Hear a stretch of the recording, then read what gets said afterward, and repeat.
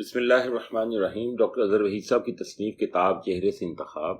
سوال: حضرت واصف علی واصف رحمۃ اللہ تعالی علیہ کے اس قول کی وضاحت کر دیں کہ جو مستقبل سے مایوس ہو گیا وہ خدا سے باغی ہو گیا۔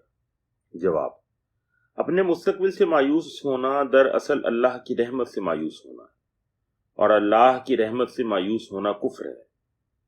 اللہ کی رحمت سے مایوس ہونے کی تبلیغ سب سے پہلے جس نے کی تھی اسے ابلیس کہتے ہیں، اور ابلیس اللہ سے باغی مخلوق ہے۔ انسان اپنے مستقبل سے اس وقت مایوس ہوتا ہے جب وہ اپنی عقل سے فیصلہ لیتا ہے، حالانکہ عقل صرف اسباب و نتائج جاننے اور جانچنے کی قدرت رکھتی ہے۔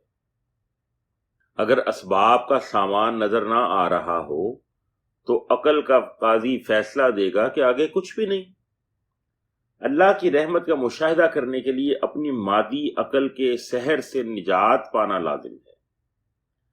اللہ کی رحمت سے مایوس ہونا اس زندگی کے خالق و مالک کی قدرتوں کا انکار کرنے کے مترادف ہے۔ جہاں سب امکانات ختم ہو جاتے ہیں وہاں مالک دو جہاں نیا امکان تخلیق کرتا ہے، کیونکہ وہ تخلیق کرنے کی قدرت رکھتا ہے۔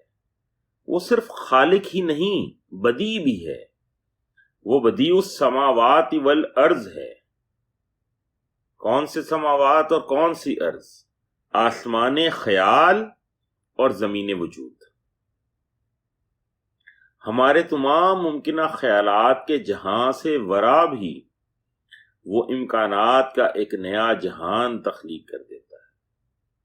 ہماری بنجر زمین وجود کی طرف وہ اپنی رحمت کی گھٹائیں روانہ کر دیتا ہے، اور یوں فصل امید پھر سے لہلہانے لگتی ہے۔ وسلام۔